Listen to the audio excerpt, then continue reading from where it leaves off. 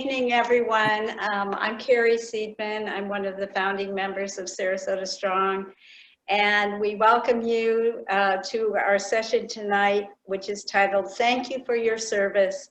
It's on veterans, PTSD, and access to treatment. Just as a reminder, please keep yourself muted during the panelist presentations so that we don't get too much feedback. If you have questions that arise while they're speaking, please use the chat room and just type your question in there. And about the last half hour of our session will be devoted to answering your questions. This session is being recorded, so if you prefer not to have your face on the recording, you can go ahead and turn off your video screen and just listen by audio. It's also streaming live on Facebook Live. You will be able to view it later there, and it will also be put into the Sarasota Strong archives, and as well as being sent out to tonight's participants should you want to listen to it once again. So you've seen Annalisa's put up on the screen. If you are unfamiliar with Sarasota Strong, we are a growing group of Sarasota County neighbors committed to learning about trauma and responding to its impact. Our mission is to promote community-wide trauma awareness through healing, education, action, and leadership. And we would love for you to be a part of our efforts. Everyone is welcome. We have many activities going on beyond this monthly forum. So please visit us at srqstrong.org or write to us at sarasotastrong@gmail.com. I'm going to start by introducing our panelists. We're so fortunate to have four really wonderful speakers tonight, and in the interest of hearing more of them and less of me, I'm going to abbreviate their very illustrious biographies and just give you short recaps and let them speak for themselves.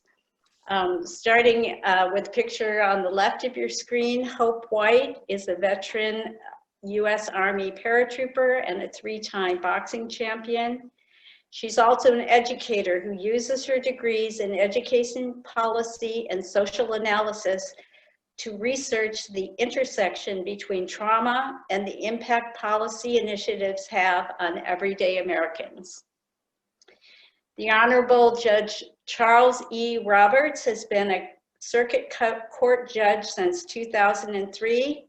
He currently presides over the 12th Judicial Veterans Treatment Court, which is designed to help veterans with substance use, mental health, or other problems adjusting to civilian life who've been charged with felony or misdemeanor crimes. Tim Long is a former firefighter and an Iraq War veteran from Northport, Florida. He was recently certified as a peer recovery specialist and leads peer groups for our local NAMI affiliate, that's the National Alliance on Mental Illness.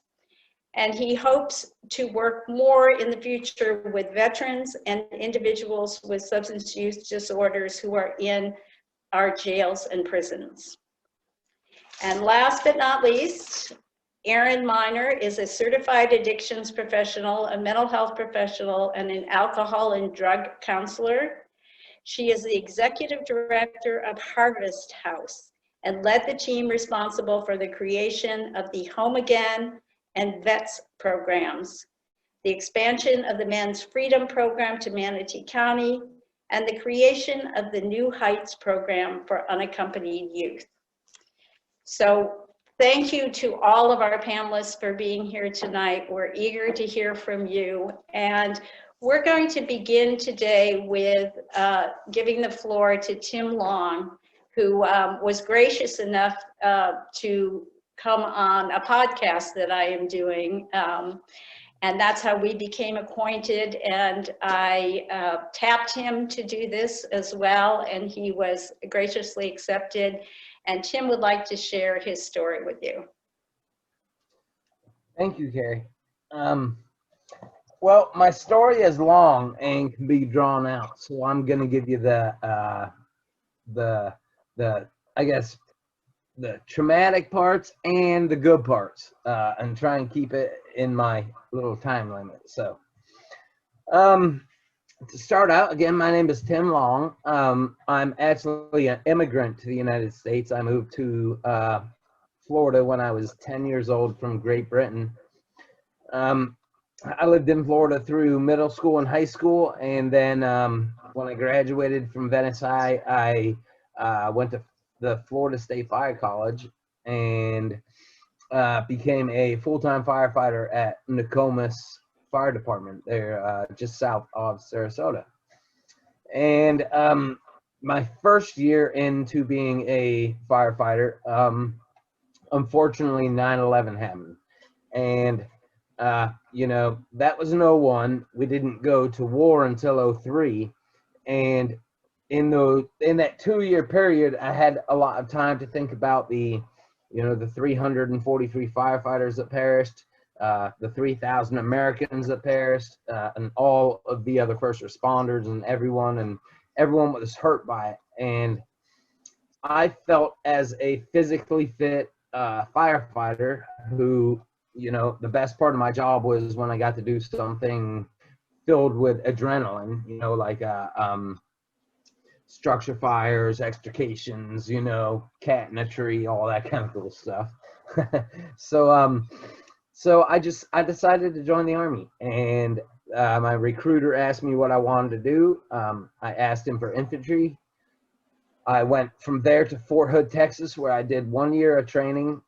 During that year, I was married to a woman named Katie Long, and we things were going great. I got on the plane to go to Iraq in October 1st of 2006, and in '06 the war was pretty hectic.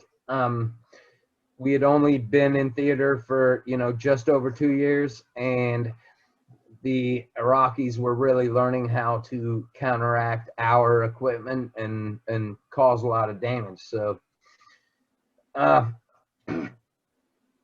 my wife that I had married right before I deployed, she ended up leaving me, getting pregnant by another guy in Fort Hood, and draining my bank account, which I know a lot of people hear those stories, but the reason why I bring this up is because when I went to Iraq, I was an immigrant, a firefighter. Everything in my mind was to go there to help people, right? I wanted to save lives. I wanted to stop an evil dictator. I wanted to feel the joy I felt when I, was able to pull someone out of a burning building, that type of thing. So I went there with this conscious of, I'm here for the right thing. I'm here for America. America doesn't go to war for things that, are wrong. But then when my wife left me, that is the exact moment that I can realize that my psyche went from being there to help people to being there to hurt people. Unfortunately, I had lost several friends. I had seen a lot of unspeakable destruction. I was mad. I was upset at my personal life. I had PTSD because I couldn't go home. I couldn't talk to my mom about it or my ex or anything. And all these things led to me making some decisions that have haunted me the rest of my life. Um, the reason I bring this up is because I like to say that PTSD doesn't just come from, witnessing your friend die or a bloody battle, or something like that. It can come from something just so devastating to the human soul, something so against our moral compasses, something that, you will spend the rest of your life thinking about, whether you made the right or the wrong decision or whatever that may be. But anyway, on September 17th of '07, I was hit by a large IED where I sustained a severe brain injury and I broke my back, and was diagnosed with acute PTSD. I woke up in Longstuhl, Germany, where I had a couple IVs, one for benzos, one for opiates, and that's pretty much the way my next several years went. I stayed addicted to medications. I was mixing it with alcohol. I did not want to admit that I had PTSD. I didn't want to admit to my guys that I was weak and that I couldn't be a soldier anymore. I did not want to try and go into civilian life with this shame of, oh, he got kicked out because he couldn't handle it. I had all of these negative self-talk, toxic masculinity things in my head that just made me self-medicate in order to feel like I could spend another day on this earth, essentially, and that's what it boiled down to. So for the next few years, things got really bad. I was taken off the meds from the VA because of abuse, which switched to illicit drugs on the street. And things got so bad that I was homeless. I was using intravenous drugs. I had no money. I had no friends. I had no family that would speak to me. And I spent pretty much every day wishing that the next shot would kill me. And it was a tough road. But luckily, I had a veteran from Wisconsin that was in Fort Hood with me, who came down to Sanford, where I was living at the time, and saw the area I was in, the house I was in, the mess I was in, the mental state I was in, and said, this is unacceptable, and I am packing you up, and I am taking you away from here. I went right up to Wisconsin from Florida, checked into treatment, and then got a bachelor's degree in substance abuse counseling with an emphasis with psychology with an emphasis in substance abuse counseling and human services. I started doing peer support with children, at-risk boys up in Milwaukee and Madison. Then I eventually moved back to Florida, where now I am a program leader for the Sarasota Manatee NAMI Connection Recovery Group. I also facilitate several groups for Veteran to Veteran, which is a national organization that works outside of the VA. We accept anyone, and we're just trying to get our name out there at the moment. The founder is Mo Armstrong, who is a wonderful person who essentially founded peer support in 1984. So he's a wonderful guy to be a mentor, and my goals for the future from here are to be able to work with the Veterans Court, do some support groups with veterans. Unfortunately, I had to spend a fair share of time in jail because of decisions made while under the influence of narcotics. I'm a felony because of DUIs. I have a lifetime ban on my driver's license. But I see all these as positives. I feel like if I can get in there, talk to someone, be their peer, and say, you know what, I'm happier than I've ever been, I feel like I might be able to get a few more people to get where I am and be clean, be safe, be happy, be sober, have relationships, and, just look forward to life again. So that's where I am. Thank you so much for listening to my story. And if anyone has any questions, I'd be happy to answer. I can leave an email, or Carrie seems to enjoy me being in some of these podcasts, so I don't plan on quitting. So if I get another option, I'll be back on. Tim, since you actually finished ahead of your allotted time, so I'd like to ask you if you could talk maybe a little bit about, I know you did greatly condense your story, and there were kind of some ups and downs in there, a few back steps along the way. Can you talk at all about the factors that were important in getting you to where you are today?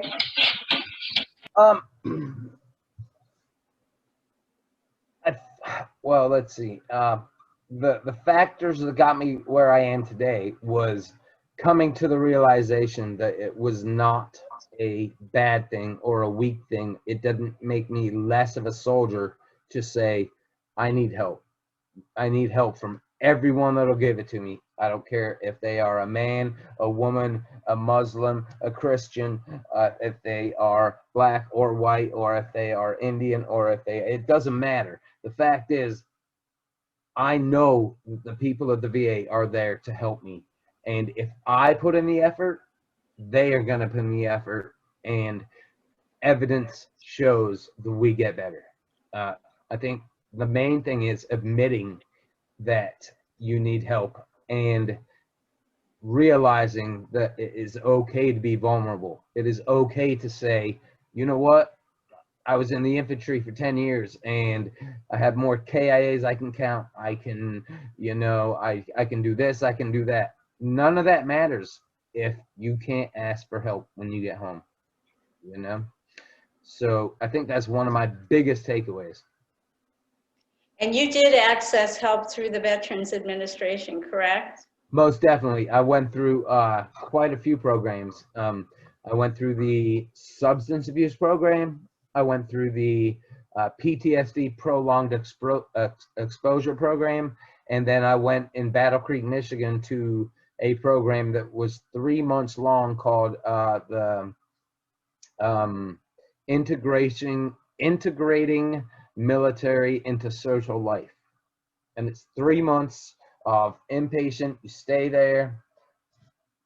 They teach you everything, and you get to be part of a big group of diverse people that have been through similar situations, or things like that. Things like that. And there was one other thing that I didn't mention, and that is that my goal from here is to be able to go into Sarasota and Manatee County jails and run a support group inside the jail with veterans that are in there for whatever the case may be, and could use another veteran that isn't a CO, that isn't someone that is gonna look at them and think, I'm in here in a nice shirt and you're in a jumpsuit, so I must be better type thing. I want to go in there on their level and really, really, really get them the resources and the knowledge that will keep them on the right track when they get out.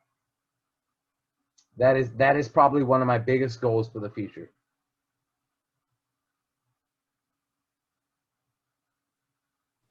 Thank you, Tim. I really hope you get the opportunity to do that, because I know how beneficial it would be for a lot of veterans in our criminal justice system. Next, we're going to turn to Hope White, who is going to share her perspective on her Army experience and military culture in general, maybe giving us a little insight into what it's like for a female in the military. Thank you, Carrie. First, I'm going to start with a personal experience similar to Tim. Also, Tim, I just wanted to share that I really believe you're a testament to the strength of resiliency and the support that community members and concerned individuals can have in uplifting an individual's life. So thank you so much for sharing. I'm really inspired every time I hear your life story. Thank you. So my story begins as the only female in the 82nd Airborne Division platoon that I was in, and I felt fortunate that my next line supervisor, Sergeant Ruffin, treated me no differently from the guys. He was strict and compassionate and didn't hesitate to show me the professional ins and outs of our Army unit. At least 3 of us were new to that unit, and we were all about a month out of high school. The more I learn about trauma currently and mental health, the more I realize there is no coincidence between how my fellow young soldiers and I worked together during the week. On the weekends, we hung out together, and eventually I witnessed my Army buddies fight amongst each other. Indeed, like a dysfunctional family that managed to pull it together in front of company. Except our company meant showing up ready to do our morning physical training, jump out of planes, and prepare for highly stressful combat training missions. The bond that we shared was intense and intimate. In fact, the level of intensity was so high that on the 82nd Airborne Division base, we have a day counter to keep track of all of the fatal accidents that soldiers had. And the deal was if we reached 100 consecutive days of no fatalities, then we would all enjoy a day off. During my 2.5 years on that base, I recall us having only one day off. One year, Barbara Walters did a special on the 82nd Airborne All-Americans, and she nicknamed us the most athletic alcoholics. And Barbara was definitely spot on because every Monday morning during our platoon's 5-mile run, like we smelled like a traveling distillery. And I witnessed my male buddies drink increasingly more. One weekend, my coworkers and I were hanging out as we normally did, and it was like after 10 p.m. At this point, the beer and mixed drinks were flowing pretty heavily. I was upstairs with a friend when I hear familiar voices yelling outside. I run downstairs into the parking lot, and I see one of my coworkers in his car trying to drive away, drunk I might add, and another coworker standing on top of the hood of his car, kicking in the front windshield. I was terrified and called the police. Another incident is about suicide. And if you find this topic triggering, please mute yourself for the next 2 minutes until I get to the PowerPoint presentation. So this soldier friend of mine and I were becoming good friends, and I met his parents and knew he planned to go to college to study genealogy. He had a fiance, and the night before he took his life, he walks, down the hall to my barracks dorm room, knocks on my door.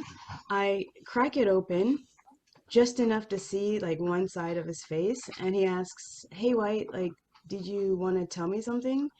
And without a clue of what he was referring to, I said no. And he asked again. He's like, "Are you sure you don't have anything to tell me?" He may have asked me at least once more, and I said firmly this time, "No, I don't." And then I shut the door. The next morning, um, I wake up to sounds of people scrambling in the hallway. There's radio communication taking place. And I get out of bed, open the door, and I see a ton of yellow caution tape blocking off his side of the wing in our newly co-ed building. It turns out that he, in fact, did hang himself, and his roommate found his body. And it dawned on me later what he was referring to. And I guess like he was super stressed out about the next stages of his life. And sometime earlier, I mentioned to a friend just casually that I thought he was, a great friend and um, all of that. And um, yeah, and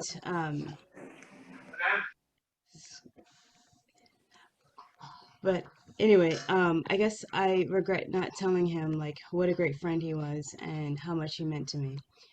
So with that, I prepared this PowerPoint presentation with statistics that I found on this study that's titled Behavioral Health and Military Active Duty. Next slide, please. Thank you. And the purpose of this research, it was actually published in 2018.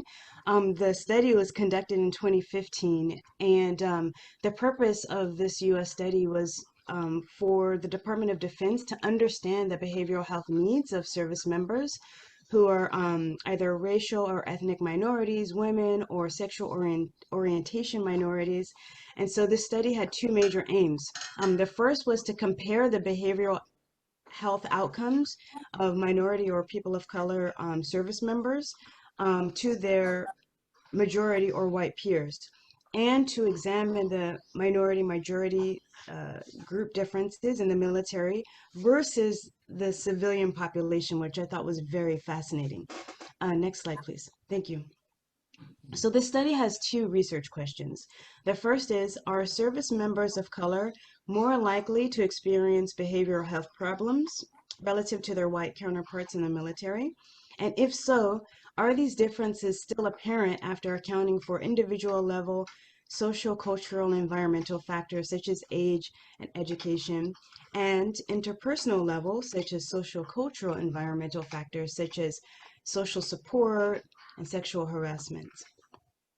The next research question is, do groups of color in the military experience similar or different behavioral health disparities compared with social demographically matched groups of color in the civilian population, which I think is very fascinating to study. Next slide, please. Okay, so this is a chart within the study that shows 20 different um, health influences on an individual. So we have like biological, behavioral, we have the physical built environment, social cultural environment, and then the healthcare system. And then the study looks at how these domains of influence actually play out in society. So we're looking at the individual level, the interpersonal level, community, and then societal level, which is really fascinating because basically what they're looking at is how does one's environment influence how one is able to cope mentally, emotionally, and physically. Next slide, please. Okay, so briefly, there are two slides of results. I know that there's a lot of information on this, but basically what it's looking at is the results. And so it's showing that, ironically, the disparities between soldiers of color are less prevalent when it comes to behavioral health risks compared to their majority peers. And so they give more statistics that are more specific, such as, for example, non-Hispanic Blacks, they found have a reverse disparity, which means have less of suicidal ideation, hazardous drinking, binge drinking, current cigarette use, and daily cigarette use, and less smokeless tobacco use. And then non-Hispanic Blacks reported engaging in these behaviors significantly less than their non-Hispanic white peers. And it says here they're unable to understand why this is, but I have a theory. Basically, my theory goes back to the previous slide that we were looking at with all of the social influences. And one of my theories is that when soldiers are in the military, when soldiers of color, for instance, like myself, I can speak for myself. When we're in the military, my experience was this treatment of, like a part of the team. I felt like we weren't treated any different. I wasn't treated any differently from my peers, and it's kind of different, in society where there's, racial discrimination and then the social pressures of that. And then also when it comes to gender or discrimination based on sexuality. Like I think that there are more social pressures, social stressors that lie outside of the military in the civilian world, which could explain why many soldiers of color experience less prevalence of suicidal ideation, hazardous binge drinking, and whatnot.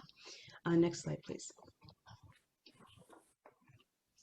Okay, regarding gender, one interesting fact was that women are more likely than men to suffer from depression and post-traumatic stress disorder, and they're also more likely to experience suicidal ideation and suicide attempt, but men are more likely to die by suicide. Men are, however, more likely to abuse alcohol and use tobacco products, including cigarettes and smokeless tobacco. And research on gender differences in use of e-cigarettes is relatively recent and mixed. And another fact that I didn't add was that relative to gender discrimination or biases and racial differences, actually sexual orientation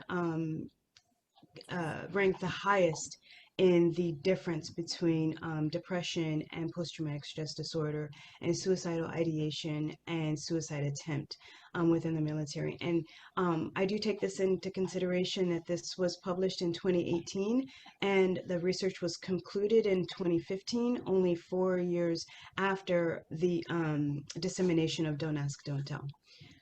Next slide, please. So policy implications. Basically, I think we can do a lot more when it comes to policy. They're proposing that we do more research on some of the causes of suicide attempts and suicide ideation. Specifically, they're saying here that there doesn't appear to be widespread behavioral health disparities among racial, ethnic minorities serving in the military. And that's based on the health response behavioral study. And also they're saying maybe we should do more exploration, particularly for non-Hispanic, Black, Hispanics, and non-Hispanic Asian service members. Next slide, please. Thank you. To support the behavioral health of female service members, efforts targeting mental health problems versus substance use problems are most needed to address gender disparities within the military. This is the final slide with policy implications. Sexual orientation minority groups in the military appear to experience significant behavioral health disparities among multiple areas and may benefit from targeted intervention, which I think is fascinating. This concludes this presentation. One more factor that I would like us to consider, however, is what this means in a larger context socially. And I think that from a policy standpoint, something that we could further investigate could be, how we can create a society that's more, that has less discriminatory biases and more of a sense of like all Americans, like my 82nd Airborne Division team, because we all are in it together this life, and why not work together to make each of our lives better, so that's basically my spiel. Thank you very much. Thank you so much, Hope. That's a fascinating study and some interesting perspectives that you share on how I have a lot of questions, but I'll save them for the end. But I think there was a lot of material there to absorb and think about. And we will now turn the floor to Judge Roberts, who's going to share with us more information about Veterans Treatment Court and the process and the stories from Veterans Court. So Judge Roberts. All right, thank you. Again, I'm Judge Charles Roberts. I'm currently the Chief Judge of the 12th Circuit that encompasses Sarasota, Manatee, and DeSoto County. Since January, I've been presiding over the treatment courts in both Sarasota and Manatee counties, or most of them at least. We have developed in the 12th Circuit a specific problem-solving court division. Many circuits are doing similar type of programs. I think the 12th Circuit, initially under Judge Andy Owens, and then later with Judge Williams, have been at the forefront of recognizing the need for this kind of diversionary court system.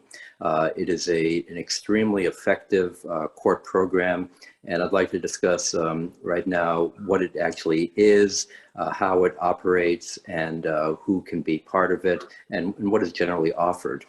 I'll concentrate on Sarasota. Manatee is similar. The distinctions are not that significant, but there are two ways of getting into these treatment courts. The largest court that we have in Sarasota and Manatee would be the drug court. Veterans Court is a parallel court that runs with drug court. We have Veterans Court sessions on different days. Many of the clients in Veterans Court have substance abuse issues that overlaps with some of the drug court treatment programs we have. With veterans, we also have quite a bit of mental health issues that have to be addressed. And the kinds of cases that get into Veterans Court or drug court are generally the non-violent cases that involve substance abuse, mental health issues, and the way one gets into either drug court or Veterans Court can be one of two ways. One, if a particular defendant and crime is identified early on as being a case that is suitable for the program, and the person does not have a significant prior history, and there is a real benefit in trying to get this person the help that they need, they can go through this program with the approval of the state attorney's office and the drug court or Veterans Court team.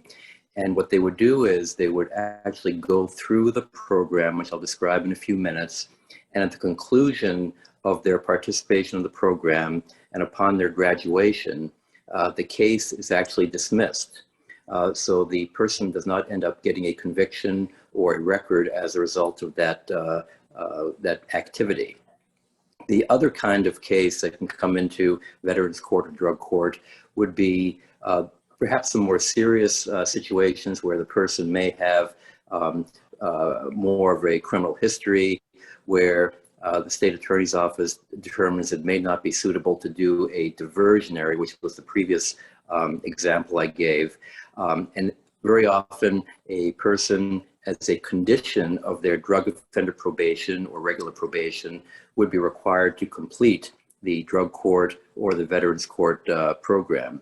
Then upon successful completion of either Veterans Court or drug court, they would get the graduation certificate, and in most cases the probation is terminated at that point because probation is deemed no longer to be necessary because the main objective of getting the person the help, succeeding, getting programs in place has come to fruition, and they can then be off probation, often with some continued services, but no longer directly through the court system.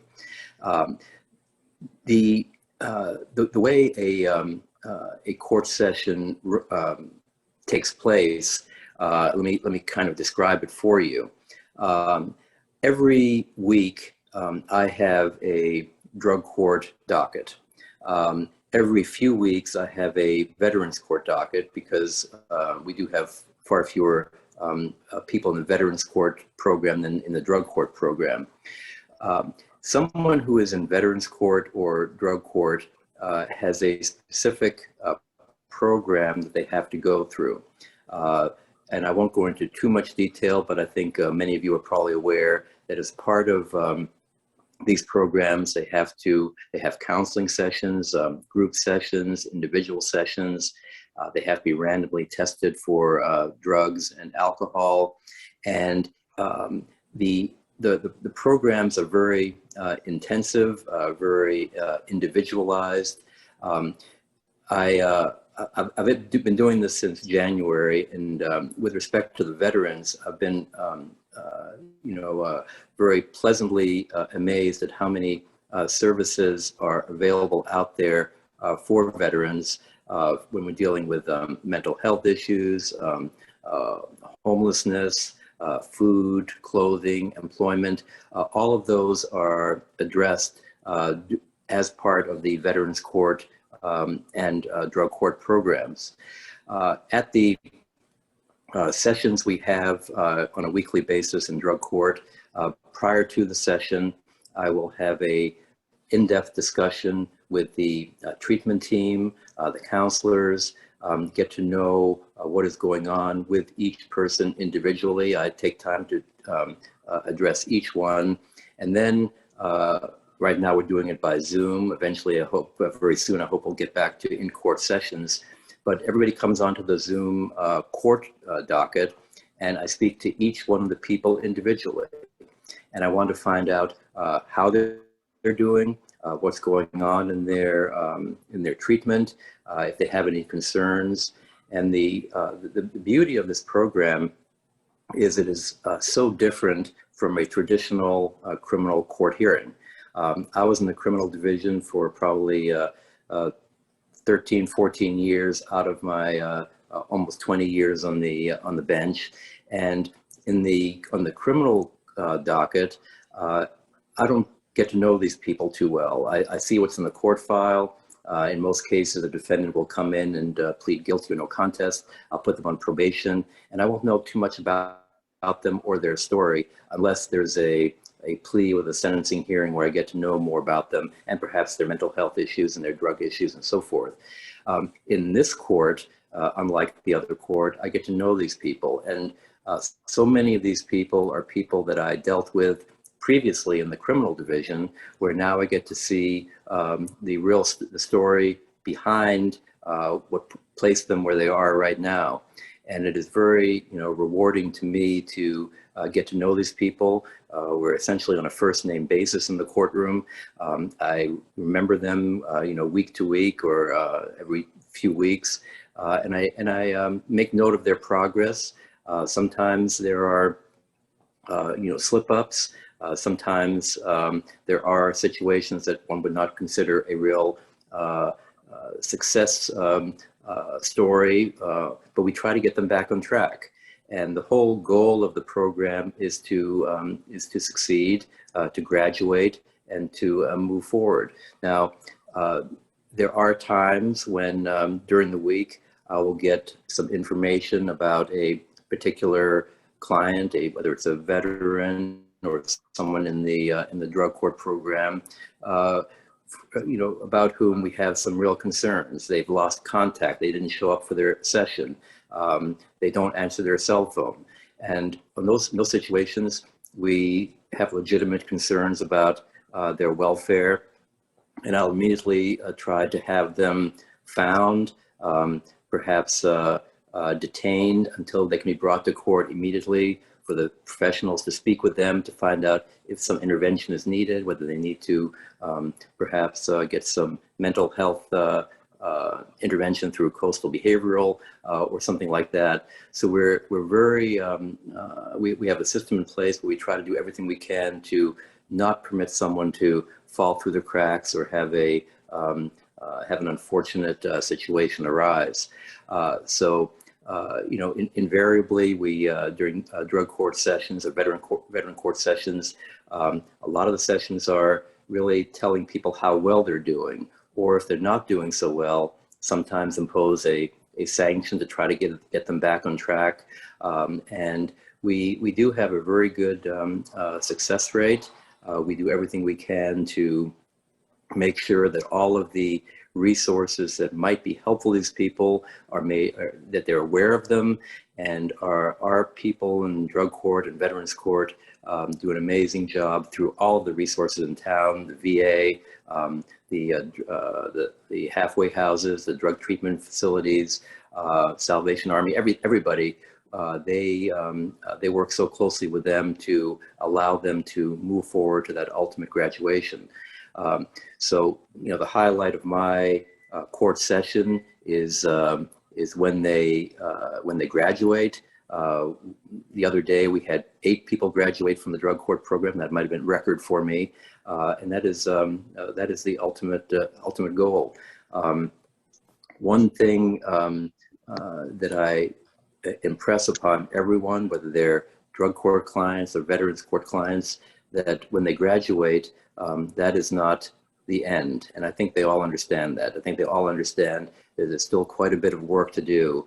I often, during graduations, quote Winston Churchill, who during the Second World War, during an Allied victory, when everyone was all jubilant and ecstatic, he told them, this is not the end, this is not the beginning of the end, but it is perhaps the end of the beginning.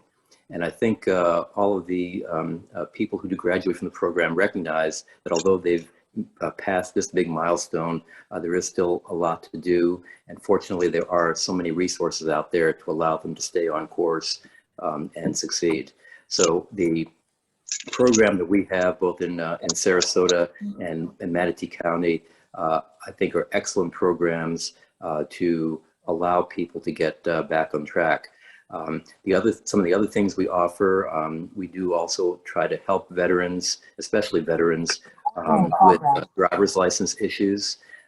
Very often we have people who, because of multiple suspensions, because of failure to pay traffic fines and so forth, we allow them to get into payment plans to take cases out of collection so they can get a driver's license, because having a driver's license is so instrumental in getting them to be more independent, employment, getting back on their feet. So those are some of the things we do in Veterans Court and Drug Court.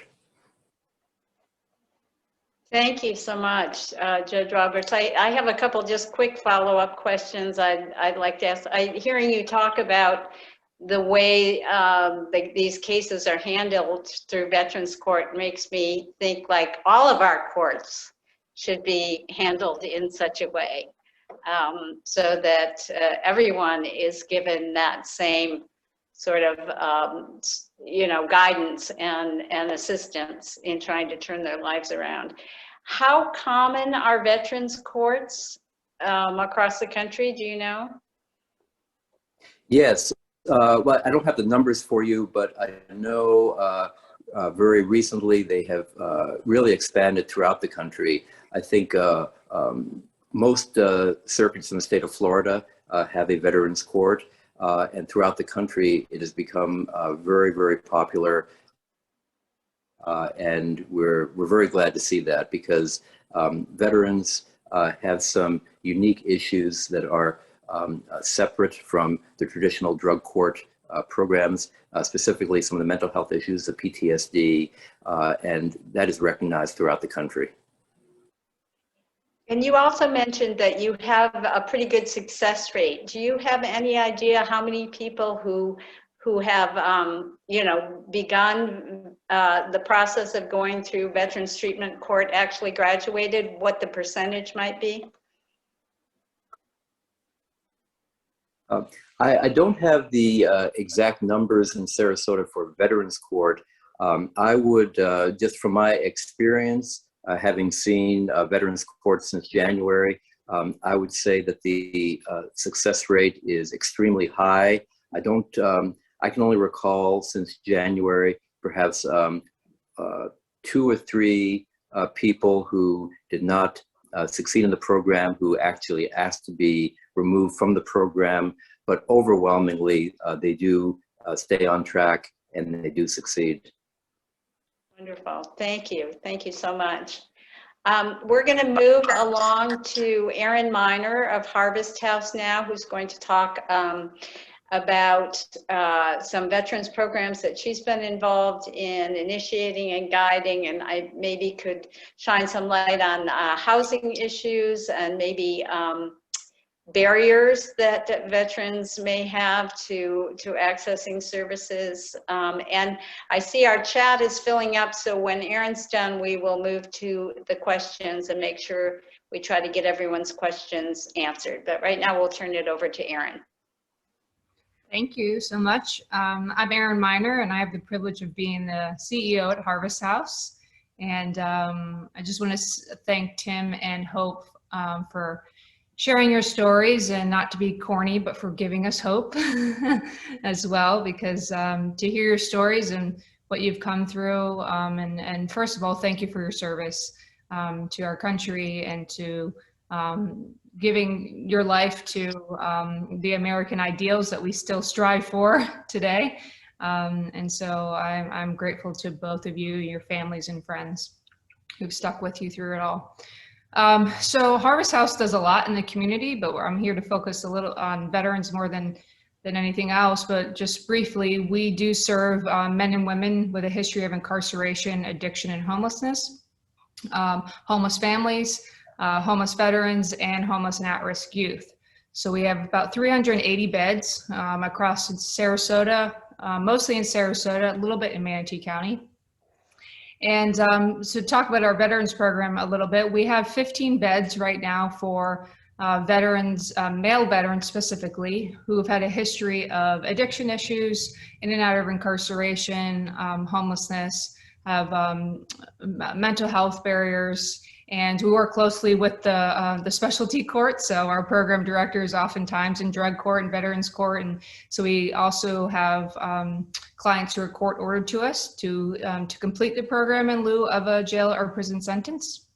And so why the veterans are with us, they're with us in housing. All of our services are based in some type of transitional or permanent supportive housing, because we know without a safe place to live, it's really hard to move past your basic needs. So we're making sure they've got, food and nutrition, they have safe housing, access to adequate clothing, all those things. And then our case management starts to go to work right away and work on ID, work on mental health issues, physical health issues. Employment, of course, is a big thing. So we work very closely with a lot of different companies to get our veterans to work right away. And then oftentimes they have legal issues, of course, that they're working through. So we're trying to help them, stay on top of maybe their fees that they have to pay, probation requirements. So we work very closely with felony probation and community control and things of that nature to make sure that our clients and our veterans are getting they're maintaining all the probation requirements. So sometimes they might have to go to anger management or parenting development and things like that, get a mental health evaluation, substance abuse evaluation. So we're making sure they fulfill all those requirements. But why we do all this, because this is the kind of the easy stuff to talk about, because we can all think, okay, yeah, housing, employment, all those are important. And those are kind of surface level. But while we're doing that, we're also really spending time with bonding and connecting. We really believe in the spirit of camaraderie, family, unity. And so we work and do a lot of different activities just to get our veterans, our clients overall, to really bond and connect with one another. Because we know once they leave our program, they're going to need that healthy community to go to. So we do that in various ways. We do outings. We encourage them, we do AA and NA meetings. So those who are in recovery are connecting. We make sure that they can get connected to a sponsor in NA or AA. And then we also do all sorts of life skill classes, from the basic stuff like financial literacy to more fun stuff like yoga and art therapy. So we want to make sure we're connecting our clients to all different types of avenues that will help them build their recovery. Because you never know what someone's going to attach themselves to. One veteran might be super interested in working out and nutrition, and someone else might be super interested in, guitar and art therapy. So we are offering, we do some of the stuff in-house, but we also work with a lot of other agencies in town, nonprofits, to bring in different opportunities for them to enrich their lives, attach to healthy activities, bond and connect with one another. So while they're working on these other things like employment and things like that, once they leave here, they have a fabric, a community that will hold them together, because we know that they're gonna hit some walls after they leave our program. So we'll get them set up for success. That's the goal. But when they leave the program, will it sustain? And so we're looking long-term to hopefully keep them connected to a healthy community. So a year, 2 years, 10 years from now, they're still sustaining their healthy habits and staying connected to healthy people. So people can stay with us for a couple months to a couple years. We really try to make it individualized depending on what the client needs. Sometimes there's a court order attached to it, so maybe they have to stay 6 months or 9 months or 12 months. So we of course work with the courts in those requirements as well, but we really try to make it individualized for the veterans that we're serving. Of course, we work very closely with the VA, making sure that the veterans are able to access any care that they're eligible for through the VA, service connected disability. Sometimes we're working with them to upgrade their discharge, because sometimes they didn't necessarily get a fair discharge. So we're working with them to get that upgraded. And so there's all different types of avenues that we're working with them through the VA and different channels to make sure they get access to care if they're eligible through the VA. And if they're not, sometimes there are times they're not eligible for certain things through the VA, then we're trying to access community resources for them to make sure that they don't fall through the cracks. I'll cut it off there and see if there are any questions. Thanks, Erin. Have you encountered any significant barriers to, what would you say are the biggest hurdles that you've encountered in trying to create this, you know, as you said, sort of supportive network for them? Well, of course, most recently, COVID's been a huge issue with coming together. You know, I think we've all experienced isolation, and people who are already on the brink, so to speak. We've seen a real increase with anxiety and depression and some real mental health challenges during COVID because of isolation and fear and anxiety through a time like this. And then you know, some of the basic things, we all know that affordable housing is almost really non-existent in our community. So trying to make the math work is really hard, you know, making sure that and not keeping their hope alive, because it can be so easy to get discouraged when you're working hard on your mental health, your substance abuse issues, you know, you're working 40 hours a week, and we're ready to discharge them because they're doing well, but there's nowhere to go. They can't afford $1,600 a month. They can't afford, you know, trying to reconnect with their family. And so we of course see that with many of, you know, the clients that we serve, whether it's families or veterans. So that's one of the biggest barriers, and can be a really difficult task to overcome, or barrier to overcome, because it's, for the most part, out of our control and the veterans' control. What do you do in a case like that? I'm sorry, but that was the obvious question that comes to mind. Yeah, we have tried to just get really creative. There are times I'm like, okay, which three of you can house this, can live together? You know, I mean, because you know, if they don't have a safe family member or a safe friend that they can live with, because oftentimes, unfortunately, family or the friends they've historically hung out with are not healthy any longer. So they're really starting over, and so they don't even necessarily have a safe, you know, place to go back to. So it's trying to get a little bit more creative when it comes to finding safe people maybe you can room with. So that's oftentimes our go-to, if they don't have any children, of course, you know, to find someone else that they trust and get along with, that they can kind of go in on a rental together. Great. I also just want to comment briefly on and commend you to understand the critical importance of that bonding, that connection, that sense of community. I think, you know, I've done a lot of work around mental health. That's also critical.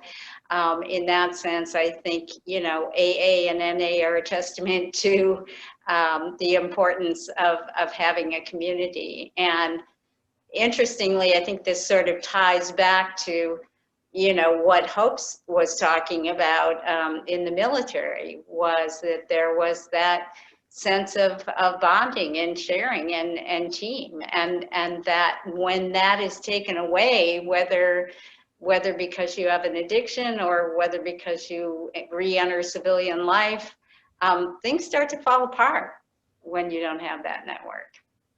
Yep. So thank you to all our panelists. Those were so great. We are going to open it up to questions here now, and I can go through it. The chat has been a little busy while we've been talking, so we can talk a little bit about the things that have appeared in the chat as well. Annalise, did you want to put the resource list up now or later? We can, if people want, we can go right into questions and then we can do that after. That's fine. Okay, we do have a list of resources that we'll put up toward the end of the presentation tonight. And that list will also be sent out when we send out the recording of this session in a couple days. So, and I would imagine it'll also be available on our website. So. The chat, there was some interesting conversation around Hope's having described there being actually less discrimination, particularly racial discrimination in the military. And I had posed a question about could that be why it might be more difficult for soldiers of color to reintegrate into communities. And I don't know if you've all been following in the chat, but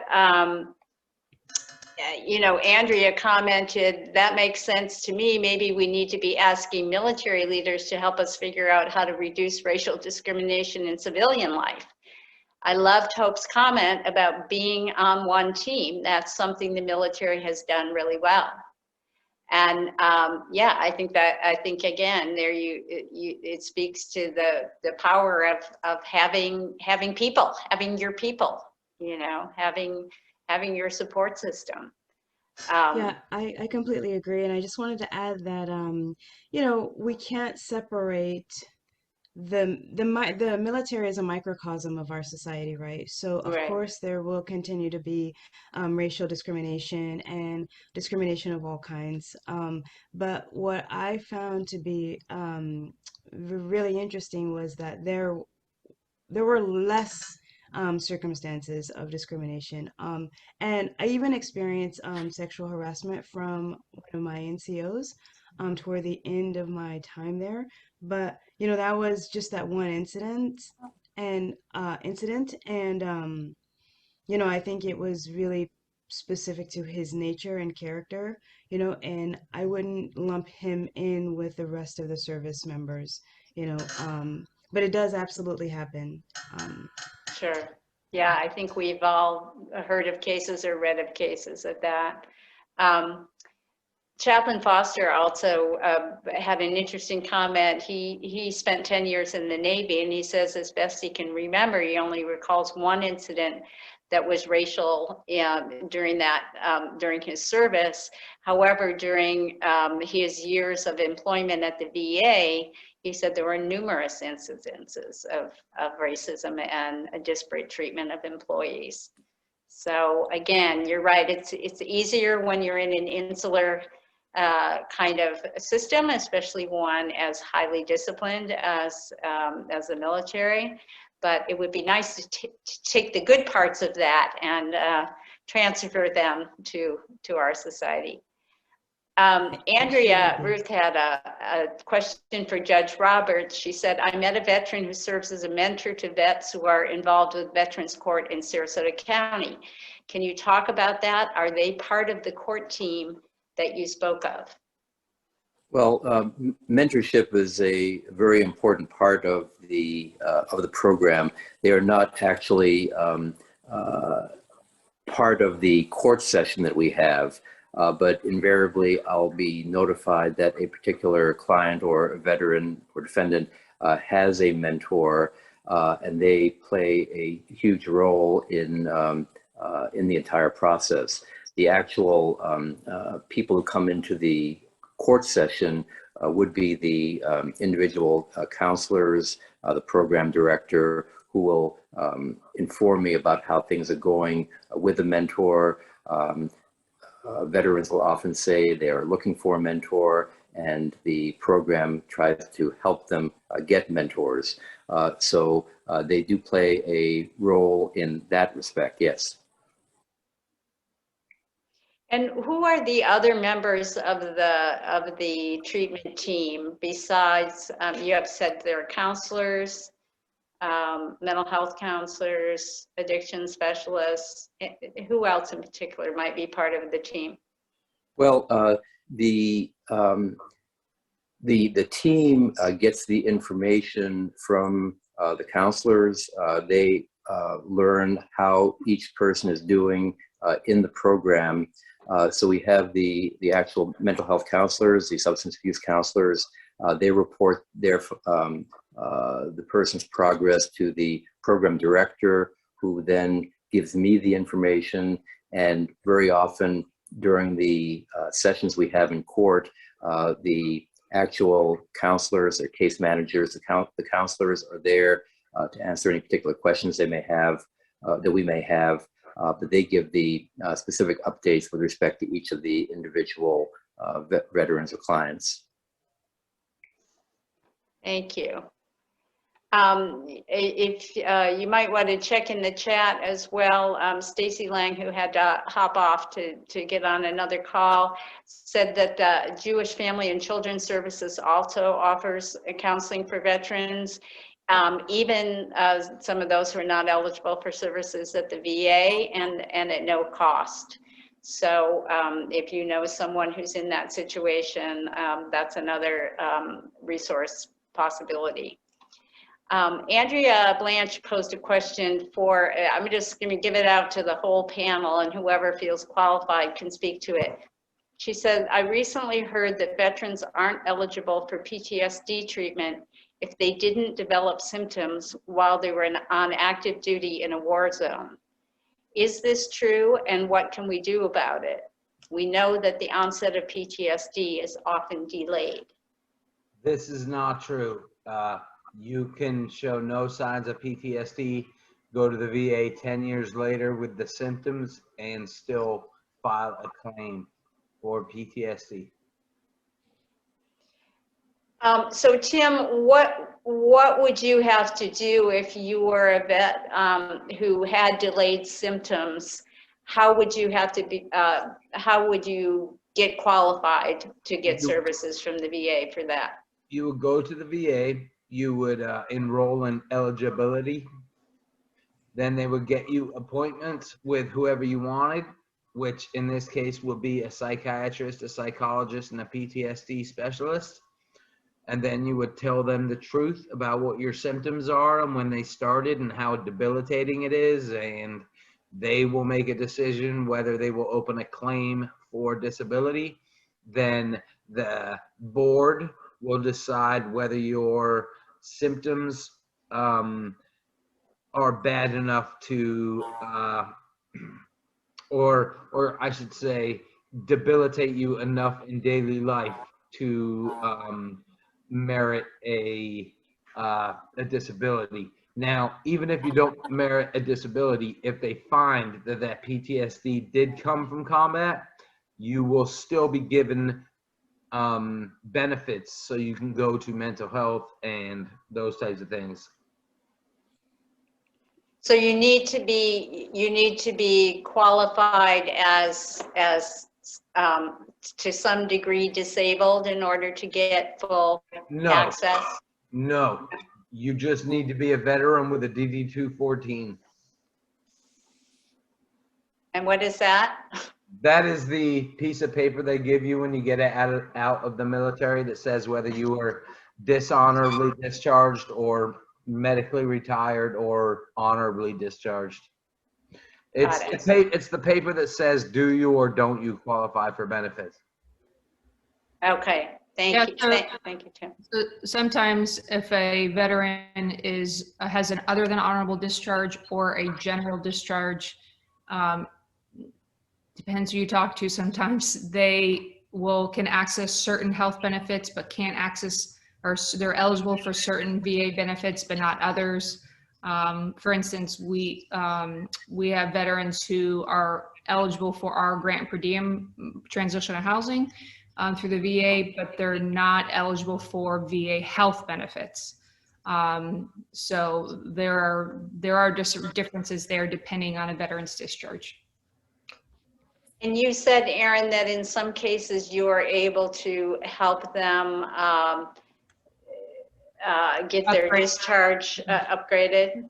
Yeah, so if we, our case manager will go, through the situation, see if there's an opportunity, talk to our liaison to see if it makes sense to go through the paperwork to try to get an upgrade. Because sometimes it really depends. We've served recently a Korean War veteran all the way to, OEF, OIF returning veterans and everything in between. So you can have it all depending on what the laws were at the time of their discharge, can make a difference. So you can have someone, same situation, a decade apart, and they're not qualifying for the same benefits. And so, you can go back to the VA and try to get an upgraded discharge so that they are able to access the benefits they deserve. So it can get complicated, but. Thank you, Aaron. And Tim, I just have to say, I noticed when you put your picture up, when you spoke last, that there's part of your therapy picture there that you didn't mention. Do you want to talk a little bit about that? Are you still there, Tim? I was on mute. Oh, sorry. I was just enjoying your picture, and I was going to say you didn't mention Jackson. Yes, my out of all of the psychoactive treatment, group treatment, inpatient, outpatient, social workers, medications, you name it, that dog you see in my picture has been the absolute, by far, #1 therapy in the world.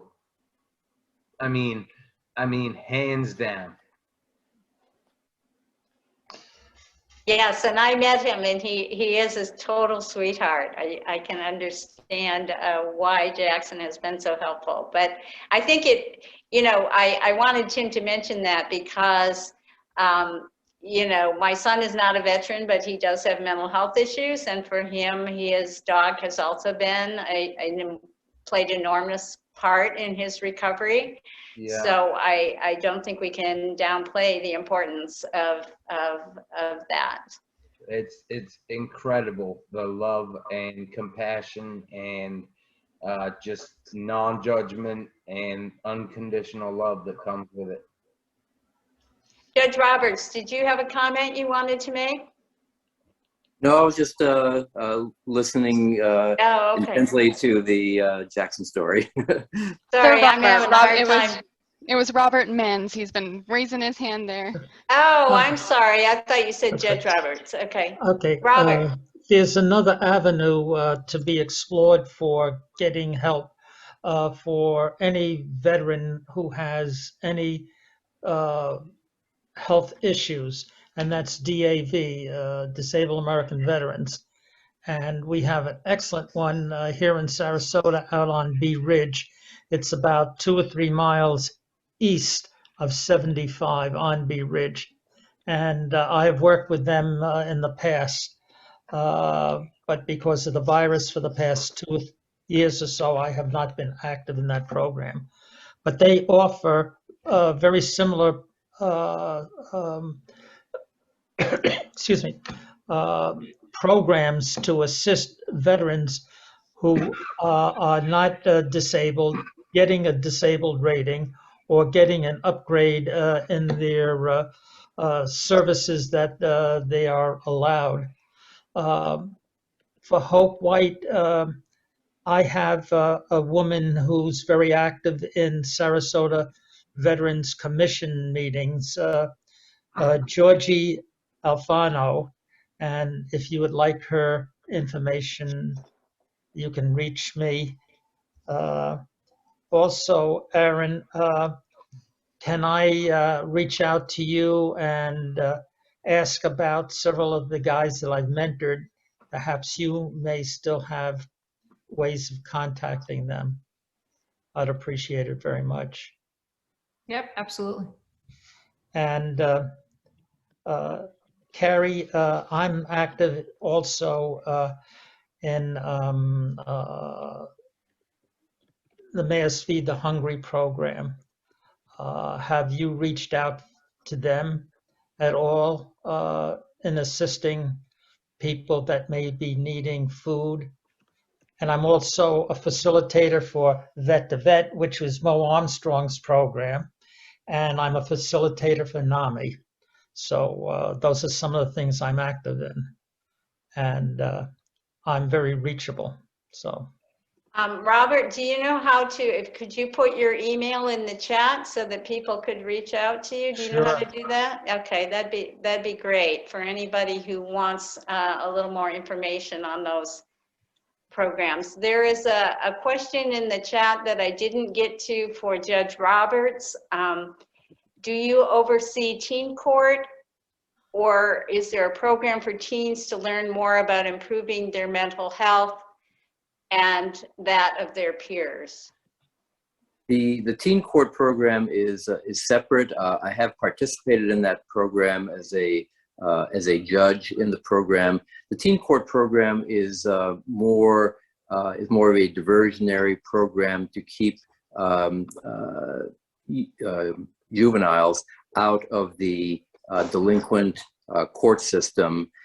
They admit their participation or guilt in a particular offense, and then a jury of their peers, teenagers, act as their jury to decide an appropriate resolution or sentence, if you will. That program does not really deal with any mental health issues. It's more, it does not really lend itself to that. In the juvenile court itself, either in dependency or delinquency, they do offer mental health counseling as part of a disposition of either a delinquency or dependency case, but not through the teen court program. Thank you, Judge Roberts. I want to make sure that everyone tries to take a look at the chat. I know Lori Coach just added the VFW and the American Legion can also help veterans with VA disability claims. So it does seem that there are a good number of resources available if you just know where to find them. We have just a couple more minutes and we have a small group. So if anyone would just like to unmute themselves and ask a question, please feel free to do that. Any other questions? Yes, I do. Tim. I'm unsure if this is the forum to ask on because it's direct to Judge Roberts. Mm-hmm. But I was wondering if there is a possibility in the future for Bob Maness and myself and maybe Charlie Kniff to begin doing veteran-specific evidence-based support groups inside Sarasota and Manatee County jails, only because we feel like it could be a huge benefit. It would all be volunteer, and I just feel like that if I had that when I was locked up 10 years ago, it might have made a huge difference. But I understand the logistics are hard to do things like that. That's why I wanted to ask. And I don't know if it was appropriate to ask in this forum, but. Well, what I can say is that the Sheriff's Department does feel very strongly about having programs in the jail for the kind of therapy or counseling that you're talking about. I'm sure you're familiar with the recovery pods they have in the Sarasota jail, where there is counseling. Now, everything has been put on hold a little bit because of COVID. I think they're going to be trying to get those back in full operation. My suggestion would be to reach out to the sheriff directly in their programs department, which they take very seriously, to see whether you might be able to work with them and work out something with them. Outstanding. Well, again, I apologize if it was out of Nope. you know, context in this here form, but I had to throw it out there while I Yes. had you here. No, I'm glad you did. Great. Well, it was a pleasure to meet you and everyone.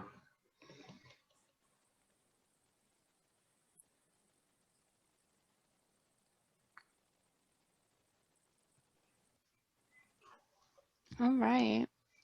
Does anyone else have any other questions? Or Carrie, you think maybe we can just show these few resources we have?